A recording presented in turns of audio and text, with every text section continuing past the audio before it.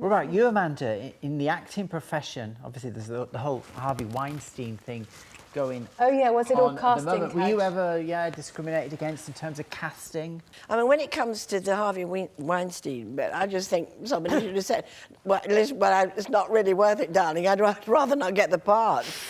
You know what I mean? Yeah, I tend to agree. I mean, there was a choice. Were you ever in a situation where somebody said, a director, or made it obvious that you wouldn't get a part unless you succumbed to his charms? It was always being indicated that, but that is just... Yeah. I mean, you know, if you're stupid enough to go to bed with somebody because you want the part, I mean, just don't get it. Many actresses were stupid enough to do that, Yeah, but and ended up big stars. Well, it's down to them, Rachel. It's down to them. They had a choice. I mean, I would be terrified if a man... I was in an audition and a man came... I would be awfully terrified. Could you imagine being... Say you're quite a shy person, you've gone into the audition and this man comes at you, what the hell? You say no. You say no. But you know what's Say great? no. Of course you would say no, I'm not saying that. Come but like you that. would be terrified, it shouldn't even be there in the first place. You'd be so scared.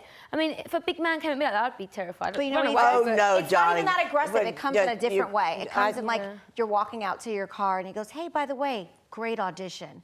Just wanted to say, you should come by later and I'll go through the lines with you so you can get that callback. in hotel It doesn't always come in this like... I'm gonna get you, yeah. Yeah, it's not always the big bad cop. And sometimes that's how people end up subjecting themselves in situations and scenarios where you don't see it coming, and all of a sudden you end up doing something you really truly wouldn't want to be doing, but you're doing it now and you realize I have a choice in that very moment. You've already put yourself in a position where you're in someone's home or someone's private office or some of those. It's not always like that obvious. Maggie, what about you? Is it in the force? Well, I wouldn't say that I was treated differently because I was a woman, but I do feel the old boys network is still alive and kicking.